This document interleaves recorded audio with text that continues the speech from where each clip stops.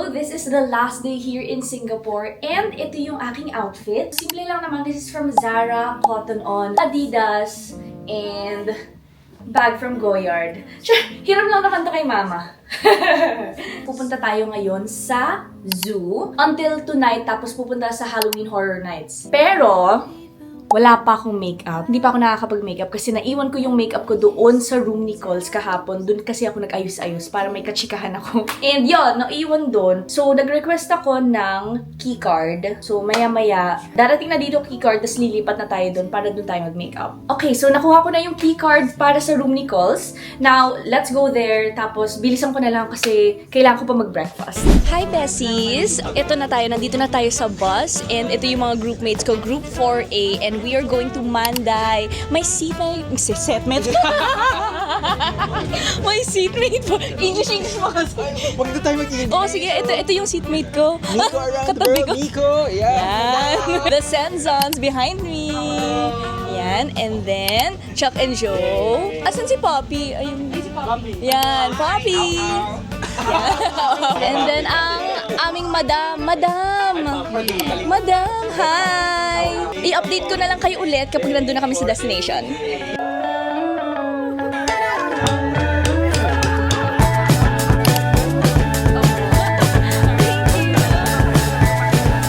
We're here! Ang galing kasi kanina umuulan ng malakas, di ba? So, Miko, meron kasi siyang power. Oo. Sabi mo yung Ito parang naniniwala talaga ako kasi kunwari sobrang lakas ng ulan, tapos pag tour ako, kunwari bus, tapos pagbaba ko, aaraw bigla. Ay, ang galing talaga. Oo. Anong dinadasal mo? Alam mo wala, I am the center of the As the main character. As the main character. Pero may konting ulan pa, pero konti na lang. Kanina talaga parang bagyo levels, di ba, papunta tayo. Buti andito ka na lang. Oo, maraming salamat. Sama mo ako So, yun na, bird paradise. Okay, let's enter. That's for all the birds over. So actually overheard because he doesn't really swim that often. Oh, thank you, Pierre. So he's swimming upwards right now. Oh. Hi! Come on. Come on. Let's go. Come here. Ayan na. Hi! Hello, Bingo. Ay, cute. Oh. Nagpo-float lang siya. Ang cute. Parang duck lang. Pupunta lang kami sa restaurant, kaya kailangan namin sumakay ng shuttle. Okay, let's go. Free naman to. Kasama na to sa ticket. So, andito rin kami sa shuttle kasi there are 11 areas. Napakalawak. Kaya may mga shuttle 1 and shuttle station 1 and shuttle station 2. Para lang mas mabilis kung gusto mo pumunta sa mga other places. So, ngayon, nandito tayo sa Central Plaza. Pero hindi ko pa alam kung ano pa talaga yung nandito since first time ko. Pero I think yung first talaga na gagawin is kakain muna. No? Kakain muna tayo. Yes. Okay, kasi para kailangan natin ng energy. So, 3-course meal yung kinuha namin for 58 Sing dollar. And yung appetizer is Caesar salad yung kinuha ko. Kay Joe, what is that? Yung chicken. salad. Looks good. Pero ito si Miko. Wild Miko, mushroom wild mushroom soup. For my main course, itong laksa kinuha ko. Ang laki oh. It's a big bowl. And it smells very, very good. Okay, then for dessert, it looks good. Ayan oh.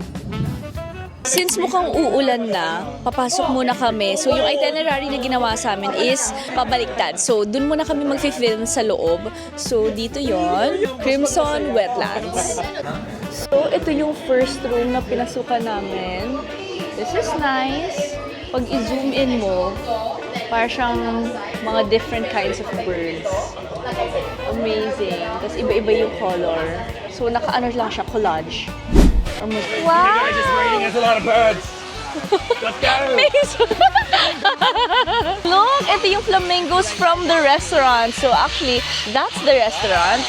And ito yun. Wow! Flamingos! Birds! Very nice, very nice. So madami pa. You can see, meron pa sa trees. And ayan siya. Actually, sa totoo lang, pwede kaming ma-attack ng birds anytime now. Kaya bawal yung food, drinks, or anything. Kasi pwede silang lumipad sa amin. Tapos i-attack. So, yun. May mga safety measures muna, safety rules. Medyo mabaho din, honestly. Kasi amoy tae. Buti na lang nag-cap ako. This cap is supposed to be for, mainit. Pero dahil umuulan, ito na. Ayan. Oh, fashion. Oh, fashion. Hello! So this is Bird's Paradise.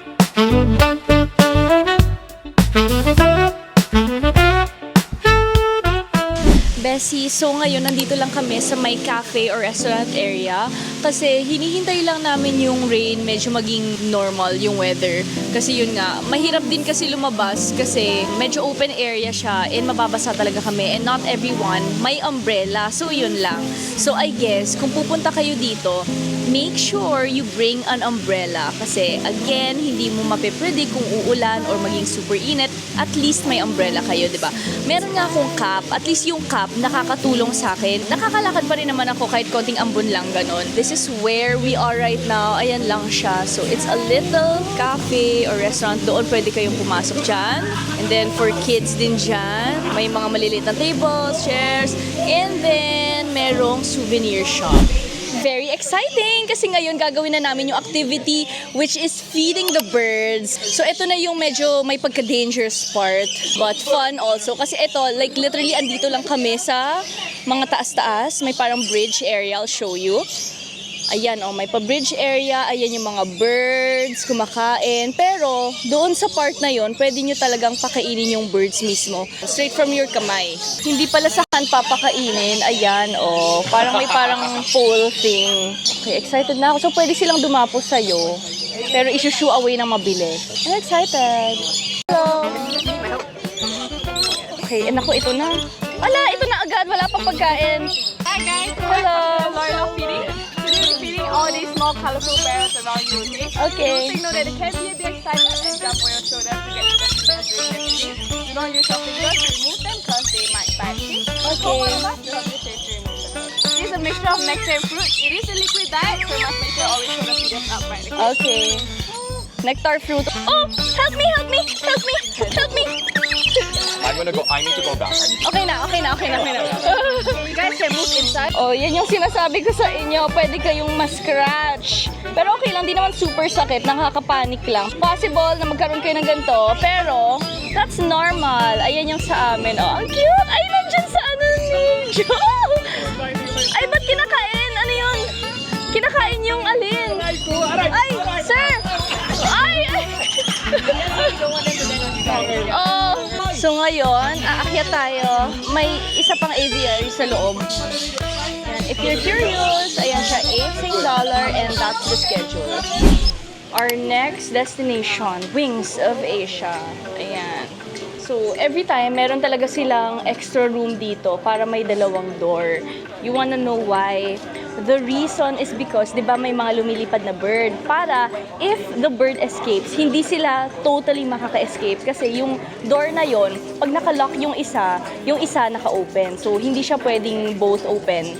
Basta gets nyo na, matatrap yung bird doon at maging safe kasi hindi makakatakas. 8. Alright, Bones. very good guesses. So the theme of this hut is actually eggs. So if you actually turn around, you can actually see the eggs have many different colors, many different patterns on them. So these eggs actually come in different colors and different patterns to camouflage against animals that eat bird eggs. Ay, galing! And if you look over here, I know some of you guys might be thinking that this is an ostrich. But actually, this is a bird that no longer exists. This is an elephant bird. Elephant bird! Oh! Elephant bird. It's not ostrich. So these guys are Galing. way bigger than the ostriches. Yeah, but sadly very small. So Okay, it ang helps them to cute! camouflage from predators because The they're so biggest tiny, you can't and the really see smallest them. egg in the world. Ito na. Wow! So you will feel like you are in Bali. Ganda! I miss you, Bali. Gusto kong bumalik sa Bali. Napakamura doon. Singapore, I love you, pero ang mahal-mahal mo. Okay, so may mga parang nipa hut-ish, ganyan. Tapos, waterfalls. So serene and very quiet. Giving Bali naman talaga. Very nice, very nice. It's actually considered very lucky in some cultures to spot them. Where? Where? What the? Yung mag-isa? Ah, okay. Very lucky daw kapag makita mo tong duck na to. Oh, nagpapaganda. Ito, mukhang sad lang naman yan. Pero don't worry kasi hindi pa naman daw fertilized. So that's okay. Pigeons daw sometimes are very clumsy at nahuhulog nila ang kanilang eggs. Pag nagpunta kayo dito sa level 2 or sa second floor, mas maganda siya from above. Mas feeling nyo talaga Bali vibes. Very nice. Ang galing. Oh my God. Ang laki!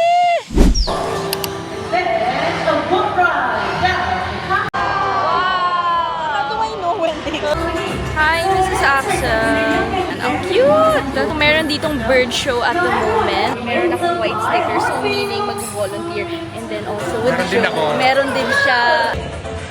1, 2, 3! Let's go, ladies and gentlemen! And thank you to our volunteers as well as for our... So yun yung nangyari, may parang hula hoop tas hinawakan lang namin. Ang galing, ang hirap eh.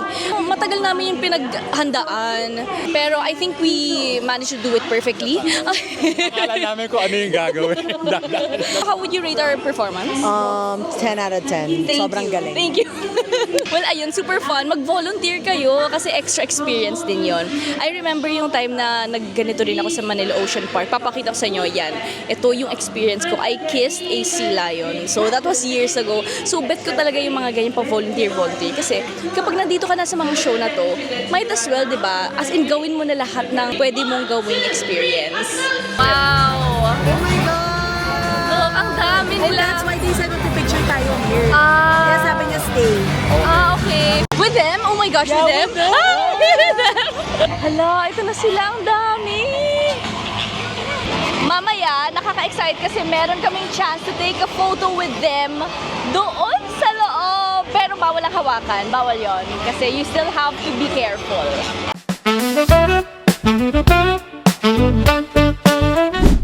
So, Bessies, tapos na tayo dun sa Bird Paradise. And now, I think, just in time lang tayo para dun sa night safari. Di-dinner muna, di ba? Yes, yes. Magdi-dinner, tapos yung dinner ay buffet, sabi mo. Yes, yes. Sure ba yan? Crackers lang pala. Water, gano'n. At least unlimited crackers. Oo. Parang ibon din kasi galing tayo sa Bird's Paradise eh. Nectar. Ay, nectar din.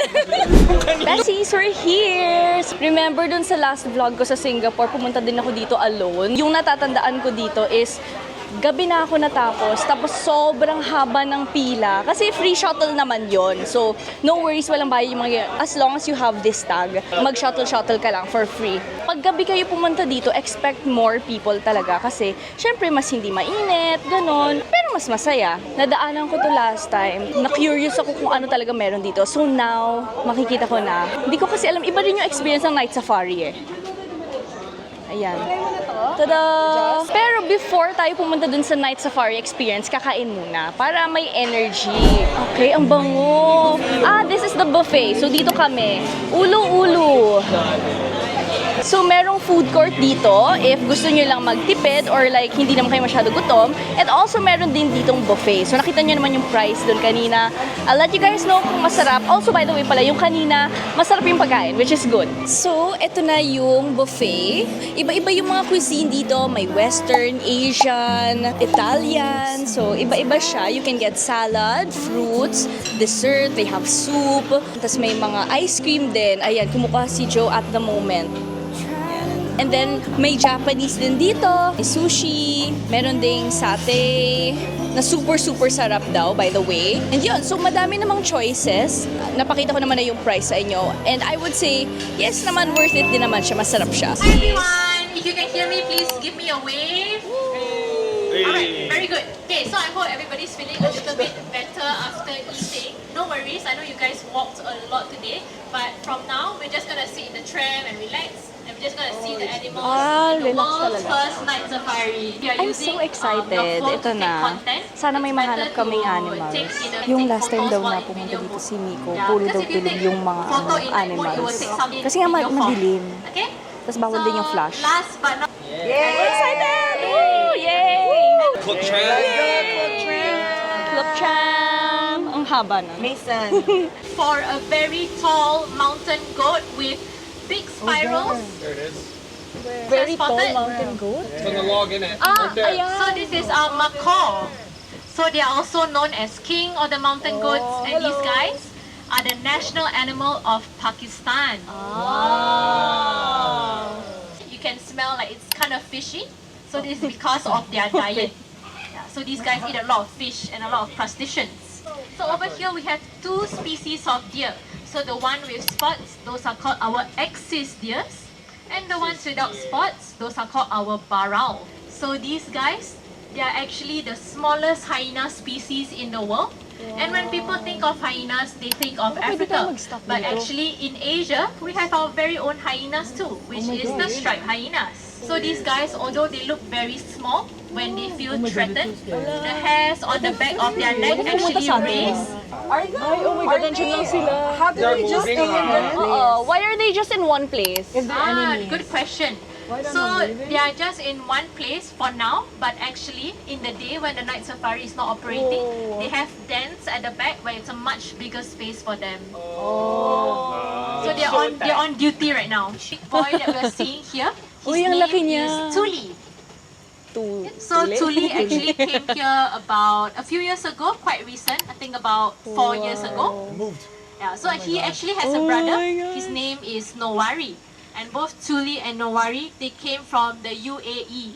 So these are our African Cape buffaloes. Oh my God. Whoa! Horns are very elegant. Parang kalabaw. Yeah. Actually, these horns are capable of flipping a lion. Whoa! Yes. We have our Nile hippos. So this is not the same species as Mudeng, the viral hippo in Thailand. These are a completely different species. Hippos, they look very cute, but actually they are one of the Oh my world's gosh, ang laki niya. dangerous animals. That's a very So big in the hippo. wild, when a hippo actually smiles at you, it's giving you a warning. Second, white lion. So over here, our very handsome resident, this is Sifo. So Sifo actually has a girlfriend. Her name is Mandisa. She's all the way at the back. So you can see like her shape. Yeah, she's taking a nap. She's kind of tired. She is less than 10 years old. Do you think you guys can spot Neha? She's our smallest and youngest elephant. The one right there, isn't it? Cute! So Neha was actually born right here in this exhibit. And funny story, none of our staff actually knew that her mother, Sri Nandong, was pregnant until she was ready to give birth to Oo Neha. nga. Who's the dad? The dad is actually the icon of the night safari, and we will see him at the end of our tram round. Also the father of Neha. How do they meet after? So our elephants, we actually place them together during their mating season. As you can see, Chawang and Tas is actually kind of almost parallel to each other. So in the elephant world, it means that he's very handsome. That's why he has 2 kids. Okay, so napaka-fun naman nun. Kailangan mo lang talagang tingnan at kailangan maganda yung night vision. Night vision! The reason why, kung nagtataka kayo, hindi, so walang cage, 'di ba? Pero safe pa rin. It's because yung mga areas nila, may parang pag ganito, parang may padam, gets ba? So parang hindi sila talon doon or ano, kasi matatrap na sila doon sa may parang hole thingy. Safe naman siya. Safe for both the animals and the people.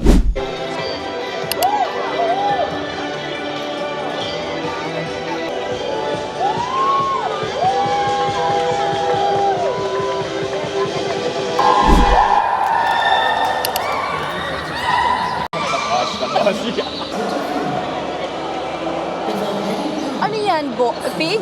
Oh my God. Wild boar? What is that? Warhog. Warhog. Blake said. Si Pumbaa? The one from the yes. Pumbaa. I love the references. Oh, So parang nag-acting sila nagsascavenge. Galing, galing. Oh, so look, ang daming tao. Oh my God. Ooh! Wow. Oh. Binturong. Binturong. Oh. Ay? Okay.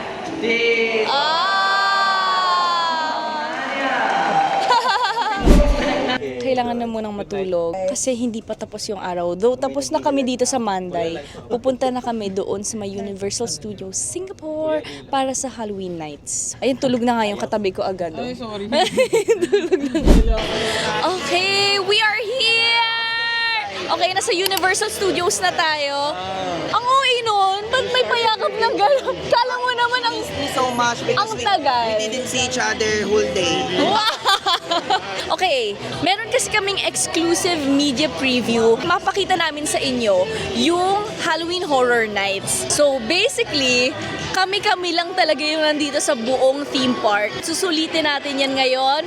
Papakita namin sa inyo kung anong may expect nyo. So that's very, very exciting. So it's currently 9:45 p.m. Mag-close yung theme park at 11:30. Let's go! Beses! Okay, so tapos na namin yung lahat ng haunted house dito sa Halloween Horror Nights USS and oh my gosh, sobra talagang okay, giving and sinasabi ko sa inyo, kailangan nyo pumunta dito. Minsan lang to, like every year lang to nangyayari, so you have to go here. Ang fun, also hindi lang naman yun yung open, magkakaroon pa ng shows, bukas pa yung mga roller coaster, yung mummies. So now it's 11:30 p.m. Magsasara na tong theme park. Actually, sarado na siya technically, pero kailangan na naming umalis. So, babalik na kami dun sa hotel ngayon. Woo! Okay. Hi, Bessie. So, ngayon, ito na yung last day. Mamaya pipick upin na kami ng airport shuttle. Hindi kami nakapag-breakfast dun sa hotel. So, andito kami sa likod, which is Hawker Center. Hong Lim yung tawag dito. And ang dami ditong mga Michelin restaurant, mga ganon. Ang nangyayari ngayon is ang hirap maghanap ng upuan kasi sobrang packed talaga. Pero nagka-save naman na ng seat sila, the Zen Zones. Kaya yun yung hinahanap namin ngayon. Ang daming pagkain dito. Gutom na ako. Ang babango. Ay, finally nahanap namin. Ayan na. Dito sila. Yay! Hello! So, ito na yung kinuha namin. Share naman tayo dyan, I think. Share na lang tayo. Oo. And then, bumili din si JM ng laksa. Ayan. So, Bessie, so ito na yung ating bus. Bus talagang kinuha, hindi van. Ayan, ang daming mga bags. So, pauwi na kasi kami. And pupunta na kami sa airport ngayon. Yan. Medyo maaga pa naman, 4 p.m. And 7:40, no? I think. So, Bessie, nandito tayo sa airport. As you can see, parang kailangan lang nandito tayo. Actually, Terminal 2 kami. Pupunta lang kami dito sa Terminal 1 for the photos as a group. Tapos after nun, ewan ko, shopping. Kokoy, I miss you. Kokoy, kung nanonood ka nito, ikaw talaga ang dapat kasama for the shopping. Sige, mag-group pic na kami dito. So ngayon maghihiwalay na kami. Yung iba kasi Philippine Airlines, kami SQ. Ano? May division. May division. Hindi, inassign kasi yon. Wala akong kasalanan doon. Bye! Bye mga Bessie! Bye, Bessie! Bye, Bessie! Talaga. Ito yung nasa Terminal 2.